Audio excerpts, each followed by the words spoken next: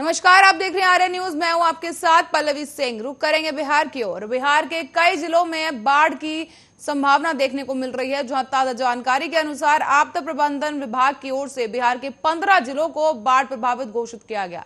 अभी तक 43 लोगों की मौत भी हो चुकी है। सही आपको बता दें कि आपदा प्रबंधन विभाग की ओर से दी गई जानकारी के अनुसार मुजफ्फरपुर, दरभंगा, खगड़िया, सहरसा, पटना, वैशाली, लखीसराय, भागलपुर, सारण, बेगूसराय, कटिहार, मुंगेर और समस्तीपुर समेत कई ऐसे जिले हैं जहां पर बाढ़ की समस्या देखने को मिल रही है। साथ ही बता दें कि 73 प्रखंडों ने इनके अंतर्गत आने वाली 486 पंचायत आंशिक अथवा पूर्ण रूप से प्रभावित हो चुकी हैं। बाढ़ प्रभावित इन जिलों में एनडीआरएफ की 17 और एसडीआरएफ की 12 टीमें राहत और बचाव कार्य में लगी हुई हैं। साथ ही इसके अतिरिक्त 2 एनडीआरएफ और 3 एसडीआरएफ की टीमों को अन्य बाढ़ प्रवण जिलों में लगाया गया है। साथ ही बाढ़ प्रभावित जिलों में गुरुवार को राहत और बचाव कार्य और आवागमन को सुगम बनाने के लिए कुल 1580 नावों का परिचालन कराया गया। बता दें कि आवश्यकता बढ़ाने पर इसकी संख्या भी बढ़ाई जाएगी और अब तक करीब 7,43,471 लोगों को अनुग्रहित राहत की राशि प्रति परिवार 6,000 रुपए के हिसाब से कुल 446.2 करोड़ की राशि का भुगतान किया जा चुका है। बाकी बचे लाभुक परिवारों को भी इसका लाभ जल्द ही दिया जाएगा। बताया जा रहा है कि बाढ़ प्रभावित सभी परिवारों को सीधे उनके बैंक के खाते में राशि भेजी जा रही है। साथ ही बाढ़ से हुई फसल की क्षति का आकलन भी कराया जा रहा है। साथ ही आकलन के बाद अब किसानों को कृषि इनपुट अनुदान की राशि का भुगतान किया जाएगा। गंगा और अन्य नदियों के जल स्तर पर जल संसाधन विभाग के अभियंताओं के माध्यम से निगरानी भी रखी जा रही है।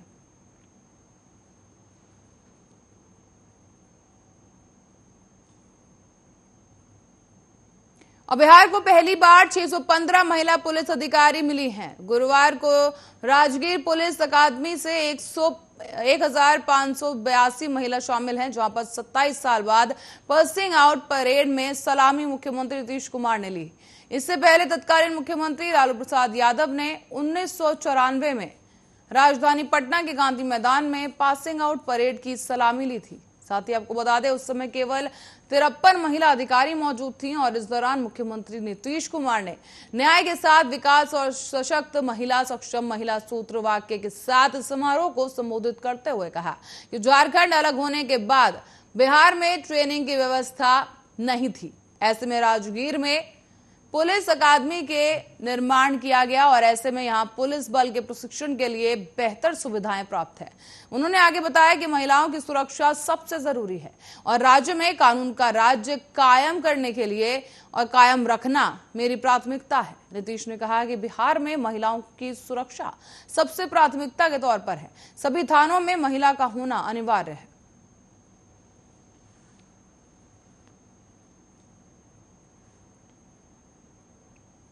मोतीहारी के पूर्वी चंपारण में छोटे भाई को बचाने के लिए बड़े भाई समेत 4 लोगों की मौत हो गई है। बता दें निकले गए बच्चे को स्थिति जो है काफी गंभीर बनी हुई है। घटना कोटवा थाना क्षेत्र के अहिरौलिया गांव के कुम्हरी टोला की है, जहां पर गुरुवार शाम दुखी पंडित ने नाव निर्मित शौचालय की टंकी में पड़ोसी का 6 वर्षीय पोता अमित उर्फ गुरदेल गिर गया था। टंकी में करीब 1.5 से 2 फीट पानी जमा था और घटना के बाद उसका बड़ा भाई नीरज उसे बचाने के लिए अंदर घुसा। उसे नहीं निकलता देख एक एक कर 3 अन्य भाई भी वहां घुस गए। जब कोई बाहर नहीं निकला तब स्थानीय लोगों ने अंदर जाने के लिए लोगों को रोक दिया। इस दौरान मृतक अमित के बड़े भाई नीरज समेत 2 और लोगों की मौत हो चुकी थी, जबकि बच्चे समेत 3 लोगों की सांसें चल रही थी। इसे देखकर स्थानीय लोग चारों को लेकर कोटवा के एक निजी चिकित्सक के क्लिनिक पर पहुंचे, जहां चिकित्सक ने 2 लोगों को मृत घोषित कर दिया। आगे आपको बता दें कि बाकी 2 लोगों की गंभीर स्थिति को देखते हुए उन्हें रेफर कर दिया गया है। इसके बाद 2 लोगों को लेकर परिजन मोतीहारी के एक निजी अस्पताल पहुंचे, जहां चिकित्सक ने उन्हें मृत घोषित कर दिया। बता दें घटना के बाद इलाके में हड़कंप मच गया है। तो वहीं उधर घटना की सूचना मिलते ही पुलिस भी मौके पर पहुंच गई और शवों को कब्जे में लेकर पोस्टमार्टम के लिए भेज दिया गया है। पुलिस के अनुसार शौचालय की टंकी में दम घुटने से 4 लोगों की मौत हो गई है। पुलिस मामले में कार्रवाई कर रही है।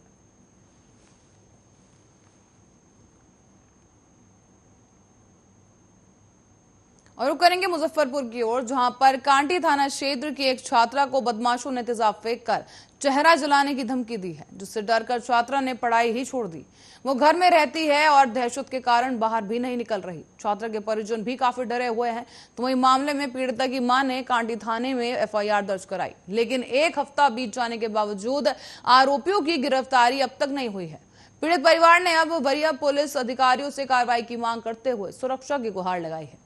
इस मामले में गांव के ही गौरव और सूरज कुमार को आरोपित बनाया गया है। कांटी थानेदार कुंदन कुमार ने बताया है कि मामले की जांच चल रही है और बताया जा रहा है कि किशोरी 10वीं की छात्रा है और गांव में प्रतिदिन कोचिंग करने जाती थी। इस दौरान आरोपियों ने उस पर गंदी नजर डाली और इसके बाद छात्रा का दोनों ने पीछा करना शुरू कर दिया।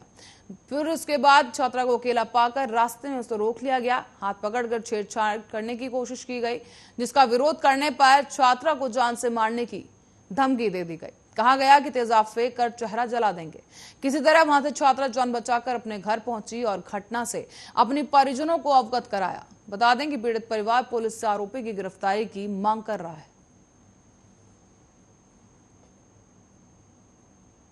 और पटना हाई कोर्ट के एडवोकेट एसोसिएशन के अध्यक्ष विरय अधिवक्ता योगेश चंद्र वर्मा ने राज्य में होने वाले त्रिस्तरीय पंचायत चुनाव में वकीलों से भी हिस्सा लेने की अपील की। उन्होंने कहा कि एक महत्वपूर्ण चुनाव होने जा रहा है, जिसमें वकीलों को भी हिस्सा लेना चाहिए। पंचायत चुनाव 2021 में आपराधिक छवि और पैसों वालों का वर्चस्व बढ़ाता जा रहा है, जिसका सीधा असर पंचायतों के कल्याणकारी योजनाओं पर पड़ता है। ऐसे में वकीलों से गुहार है कि वो अपने सामाजिक दायित्व का निर्वहन करते हुए पंचायत चुनाव के विभिन्न पदों पर नामांकन करें और चुनाव लड़ें।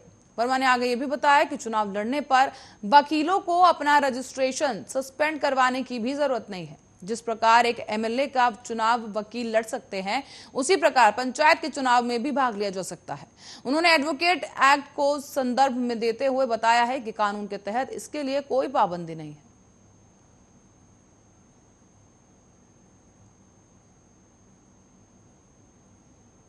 वहीं पटना जिले के नौबतपुर में औरंगाबाद से बरौनी जा रही तेज रफ्तार अनियंत्रित ट्रक ने कार और उसके बाद सामने से आ रही एक ऑटो में जबरदस्त टक्कर मार दी है। इस हादसे में कार सवार 2 लोग और ऑटो में सवार 3 लोग गंभीर रूप से जख्मी हो गए हैं। साथ ही आपको बता दें, यह घटना नौबतपुर बाजार के आधा किलोमीटर दूर एक स्थान की है, जहां पर NH 139 और बेटा सरमेरा स्टेट हाईवे 78 चौमोहीन पर गुरुवार को शाम को यह घटना हुई। पुलिस ने सभी घायलों को इलाज के लिए स्थानीय अस्पताल में भर्ती कराया, जहां से उन्हें पटना के लिए रेफर कर दिया गया है। जिसके बाद एम्बुलेंस नहीं रहने के कारण घंटों तक मरीजों को परेशान होना पड़ा। कार सवार दोनों जख्मी बिहार के शरीफ के रहने वाले ऋषु कुमार और रवीश कुमार बताए जा रहे हैं। तो वहीं अन्य जख्मी लोगों में दिल्लू कुमार, रविंद्र सिंह और रिंकी देवी शामिल है। बता दें कि ये लोग नौबतपुर के डीहरा शेखपुर गांव के रहने वाले हैं। ग्रामीणों ने बताया कि घायल ऑटो से अपने ननिहाल पहसी फरीदपुर जा रहे थे सभी, और इसी दौरान घटना के बाद भाग रहे कंटेनर के चालक बुद्दुइन पासवान और खलासी राजकुमार को पकड़कर पुलिस के हवाले भी लोगों ने कर दिया। बताया जाता है कि कंटेनर गाड़ी जो है औरंगाबाद से बरौनी जा रहा था और इस दौरान पुलिस ने बताया कि संचालक और खलासी को हिरासत में लेने के साथ साथ कंटेनर को भी जब्त कर लिया गया है।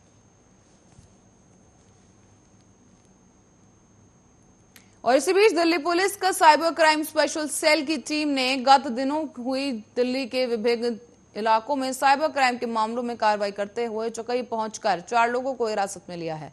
मामले की जानकारी देते हुए चकई थाना अध्यक्ष राजीव कुमार तिवारी ने बताया कि पिछले कई दिनों से दिल्ली के कई इलाकों में साइबर ठगों ने लगभग 200 लोगों से साइबर क्राइम कर लाखों रुपए की ठगी को अंजाम दिया था। जिसके बाद पीड़ित लोगों ने दिल्ली के साइबर थाने में शिकायत दर्ज कराई, जिसके चलते दिल्ली पुलिस की स्पेशल टीम ने जांच पड़ताल शुरू की। इस दौरान ठगी की लोकेशन चकई थाना की बताई जा रही थी, जहां पर पंचायत के अंतर्गत बिहार झारखंड की सीमा पर बसे एक बाड़ाडीही गांव में इसकी लोकेशन मिली। जिसके बाद दिल्ली पुलिस की 7 सदस्यों की टीम चकई थाना पहुंची और चकई पुलिस के सहयोग से थाना क्षेत्र के बड़ाही गांव में साइबर ठगी के मामलों में 4 लोगों को गिरफ्तार कर लिया गया। साथ ही पूछताछ के लिए दिल्ली उन्हें ले जाया गया है। और बताते चले कि सभी आरोपी ग्राम बड़ाडीही बीच कोडवा के रहने वाले हैं, जहां पर घटना की जानकारी देते हुए दिल्ली के साइबर क्राइम स्पेशल सेल के इंस्पेक्टर ने बताया कि साइबर ठग दिल्ली के अलग अलग इलाकों में आंगनबाड़ी सोशल वर्कर से फोन कर आने वाले अपनों बिहार, झारखंड, छत्तीसगढ़ स्वास्थ्य विभाग के प्रधान कार्यालय के अधिकारी डॉक्टर R.K. सिन्हा बताकर बात किया करते थे। इस दौरान आंगनबाड़ी वर्कर्स से गर्भवती महिलाओं को मिलने वाले प्रधानमंत्री मातृत्व योजना से 6,000 रुपए मिलने की बात कहकर उसका OTP लेकर बैंक में जमा कर सारा पैसा निकाल लेते थे। और इसी बीच मोतीहारी के पूर्वी चंपारण जिले के सराय बनवारी गांव में सांची चापाकल को लेकर एक विवाद में छोटे भाई ने बड़े भाई की पीट कर निर्मम हत्या कर दी। क्रूरता की हद इतनी थी कि हत्यारे ने अपने ही भाई की आंख निकाल ली। बता दें, घटना बुधवार देर रात की है और सुबह आसपास के लोगों को इस निर्मम हत्या के बारे में जानकारी मिली। इसके बाद आपको बता दें, पूरे इलाके में ही सनसनी का माहौल है और इसके साथ ही स्थानीय लोगों की भीड़ मृतक के घर पर लग चुकी है। मृत युवक के ससुराल वाले हत्यारे की गिरफ्तारी की मांग कर रहे हैं, तो वहीं घटना की सूचना मिलते ही मौके पर पहुंची पुलिस ने शव को कब्जे में लेकर पोस्टमार्टम के लिए भेज दिया। मेसी थाना अध्यक्ष सुनील कुमार सिंह ने बताया है कि आपसी विवाद में हत्या की बात सामने आई है। कुछ लोगों से पूछताछ भी की जा रही है और मामले की आगे कार्रवाई चल रही है। ऐसे में शव परिजनों को सौंप दिया गया है और नामजद लोगों की गिरफ्तारी के लिए छापेमारी भी शुरू कर दी गई। मृत युवक की पहचान सराय बनवारी गांव के स्वर्गीय शेख आलम, जो कि 36 वर्षीय है, उसके रूप में हुई है। साथ ही आपको बता दें, स्थानीय लोगों का कहना है कि सांची चापाकल में मरम्मती को लेकर नूर आलम और आलमगीर दोनों भाइयों में विवाद हो गया। विवाद बढ़ते बढ़ते दोनों भाइयों के बीच जमकर मारपीट शुरू हो गई और इस दौरान मारपीट में नूर आलम की मौत हो गई है। बताते चलें कि मृत नूर आलम के भाई आलमगीर ने चापाकल में मरम्मती के पैसे को लेकर हुए विवाद में अपने ही भाई की बेरहमी से हत्या कर दी।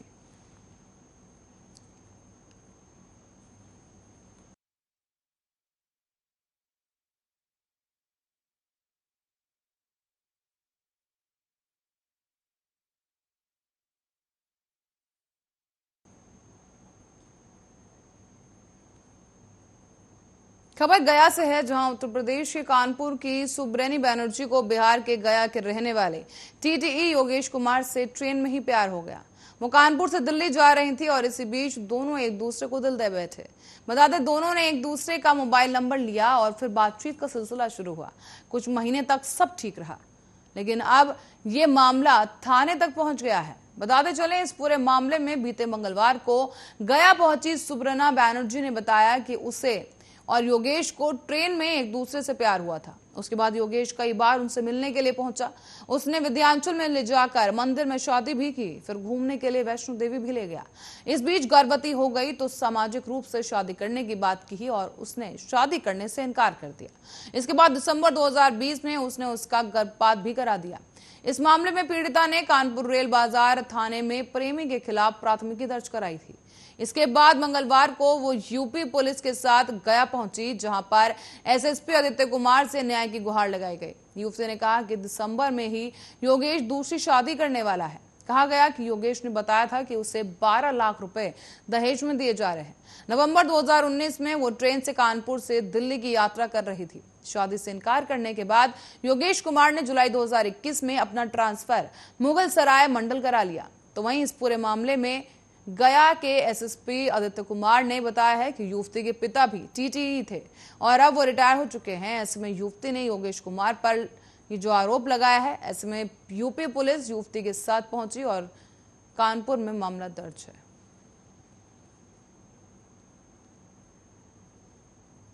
इसी बीच केरल सहित कई राज्यों में कोरोना के संक्रमण में तेजी से बढ़ने की खबर सामने आ रही है, जहां पर वायरस की रफ्तार को देखते हुए तीसरी लहर का खतरा है। ऐसे में देश के सभी प्रदेशों में तैयारी चल रही है और बिहार में भी बच्चों को लेकर अस्पतालों में तैयारियां की जा रही हैं। स्वास्थ्य मंत्री मंगल पांडे ने अस्पतालों में 10% बेड बच्चों के लिए सुरक्षित रखने के आदेश भी दिए हैं। राज्य में PICU वार्ड को पूरी तरह से कोरोना की लड़ाई के लिए तैयार किया जा रहा है। कोरोना की संभावित तीसरी लहर में बच्चों को लेकर खतरा मंडरा रहा है और ऐसे में उन्हें एक विशेष देखभाल की जरूरत है। इसके लिए स्वास्थ्य विभाग पूरी तरह से तैयार हो रहा है। तो इसी बीच आपको बता दें कि स्वास्थ्य मंत्री मंगल पांडे का कहना है कि राज्य के 35 जिलों और 8 मेडिकल कॉलेजों में संचालित किए जा रहे विशेष नवजात देखभाल इकाई यानी NICU में 10% बेड कोरोना संक्रमित बच्चों की देखभाल के लिए सुरक्षित किए गए हैं। इसी के साथ ही सभी बेड पर ऑक्सीजन की उपलब्धता भी सुनिश्चित कराई गई है। तो वहीं दूसरी तरफ राज्य के 11 जिलों समेत सभी मेडिकल कॉलेज और अस्पतालों में निर्मित पीकू वार्ड भी नवजातों को आपातकालीन चिकित्सालय इलाज मुहैया कराने के लिए सक्षम है।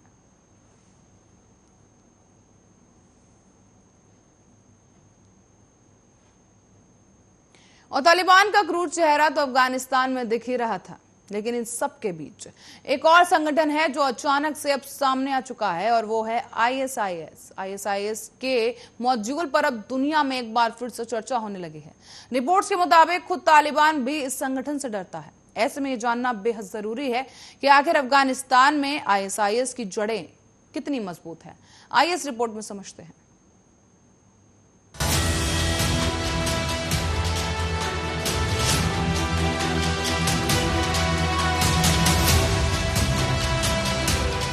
अफगानिस्तान का काबुल एयरपोर्ट बीते कई दिनों से एक ऐसे वॉर जोन में तब्दील हो चुका है जहां बेहिसाब बारूद बरस रहा, ताबड़तोड़ गोलियां दागी जा रही हैं, दर्जनों लोग मारे जा रहे हैं। एयरपोर्ट के जर्रे जर्रे पर मौत की आहट है। हर तरफ दहशत और खौफ का आलम है।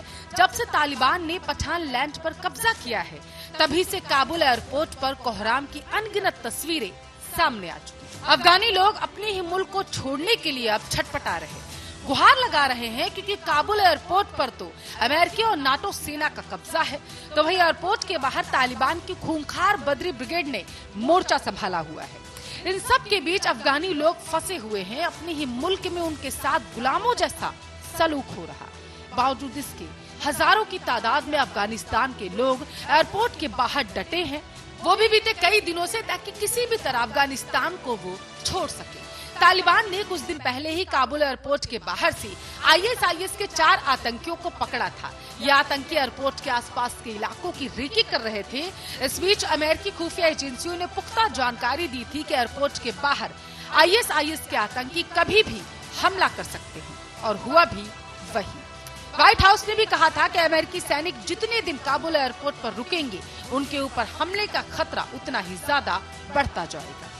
अब तक यही माना जा रहा था कि तालिबानी हुकूमत, उसके हत्यारी ब्रिगेड के डर से अफगानिस्तान के लोग अपने मुल्क को छोड़ रहे हैं। लेकिन किसे पता था कि ये लोग सिर्फ तालिबान से ही नहीं, बल्कि एक ऐसे आतंकी संगठन से भी खौफजदा हैं जो खून खराबे और नरसंहार की खौफनाक इबारत कई बार लिख चुका है। वहीं ISIS दुनिया का वो खूंखार आतंकी संगठन है जिसके दामन पर सीरिया जैसे मुल्क को तबाह करने और उसे खंडहर में तब्दील करने के दाग लगे हैं। हालांकि इस दफा ISIS का टेरर सेंटर सीरिया में नहीं, बल्कि यहाँ से 350 किलोमीटर दूर अफगानिस्तान की राजधानी काबुल में है। वो भी ISIS के नाम से, यानी इस्लामिक स्टेट खुरासान। क्या वाकई ऐसा मुमकिन है? क्या अफगानिस्तान में तालिबान के अलावा आतंकी खूनी ब्रिगेड भी एक्टिव हो चुकी है? क्या बगदादी के गला काट दहशतगर्दों के डर से अफगानिस्तान के लोग अपने मुल्क को छोड़ रहे हैं? क्या तालिबान से भी ज्यादा ताकतवर इस्लामिक स्टेट खुरासान है? इन सारे सवालों का जवाब हम आपको इस रिपोर्ट में सिलसिलेवार ढंग से बताएंगे, लेकिन उससे पहले आप ये जान लीजिए कि ये सनसनीखेज खुलासा किसने किया, किसने इस बात की आशंका जताई कि अफगानी लोग तालिबान नहीं बल्कि ISIS के से दहशत में है। तो आपको बता दें कि अमेरिका के एक बड़े रक्षा अधिकारी ने यह खुलासा किया। पेंटागन के प्रेस सचिव जॉन किर्बी ही वो शख्स है जिसने ISIS के से जुड़ा सनसनीखेज खुलासा किया। जॉन किर्बी की माने तो जिस तरह एयरपोर्ट पर लाखों लोगों की भीड़ जुटी, जिस तरह से अफरा तफरी मची, उसी का फायदा उठाने की कोशिश में जुटे हैं इस्लामिक स्टेट खुरासान के आतंकी। और बगदादी की इस हत्यारी ब्रिगेड का सिर्फ एक मकसद है, काबुल एयरपोर्ट को कब्रिस्तान बनाना, हजारों लाशें बिछाना। आपको बताते चले, असल में इस्लामिक स्टेट खुरासान हर उस शख्स को मौत के घाट उतारना चाहता है जिसने अमेरिका का साथ दिया, जिसने अमेरिकी सैनिकों को अफगानिस्तान में पनाह दी, जिसने US आर्मी की मदद की। ISIS के को लगता है कि जो अफगानी लोग काबुल एयरपोर्ट में जुटे हैं वो सभी अमेरिका के हितैषी थे। उन्होंने अफगानिस्तान में अमेरिका को मजबूत करने में मदद की। इतना ही नहीं, अमेरिका ने 31 अगस्त तक अफगानिस्तान को छोड़ने की बात कही है। अमेरिका ने टारगेट रखा है कि वो 31 अगस्त तक अपने सभी नागरिकों को अफगानिस्तान से निकाल लेगा। इसके लिए अमेरिका ने तालिबान के टॉप लीडर्स से भी बात करना शुरू कर दिया है और 31 अगस्त तक तालिबान को सेफ पैसेज बनाए रखने के लिए कहा गया है। तालिबान ने अमेरिका की बात कबूल ली और काबुल एयरपोर्ट से पीछे हट गया। फिलहाल काबुल एयरपोर्ट अमेरिकी सेना की सुरक्षा में है। जो भी अमेरिकी नागरिक काबुल एयरपोर्ट पहुंच रहा है, उसे स्पेशल प्लेन की मदद से भेजा जा रहा है। इस दौरान अमेरिकी अफगानी नागरिकों को भी दूसरे मुल्क में भेजा जा रहा है, मगर ISIS के कतई नहीं चाहता कि एक भी अमेरिकी नागरिक या सैनिक सही सलामत अफगानिस्तान से निकले। लिहाजा अब बगदादी के खूंखार आतंकी काबुल एयरपोर्ट पर आतंकी हमला करने की फिराक में, ताकि खून खराबा किया जा सके, सुपर पावर अमेरिका से बगदादी की मौत का बदला लिया जा सके। सबसे ज्यादा हैरान करने वाली बात ये कि बगदादी की मौत के बाद ये आशंका जताई जाने लगी थी कि अब ISIS का खात्मा हो चुका है, लेकिन ऐसा कुछ भी नहीं हुआ। बगदादी की मौत के बाद भले ही सीरिया में ISIS का दबदबा कम हो गया, लेकिन इस दौरान ISIS की स्लीपर सेल लगातार एक्टिव रही और उसने खूंखार आतंकी संगठन को खाड़ी से सीधे अफगानिस्तान शिफ्ट कर दिया, ताकि अमेरिका को सबक सिखाया जा सके। इसी बीच तालिबान के सत्ता में आते ही ISIS ने काबुल को अपना हेडक्वार्टर बनाया और अब बगदादी की खूनी ब्रिगेड लाशें बिछाने के लिए, खून खराबे के लिए बेहद बेताब। Special desk, Arya news.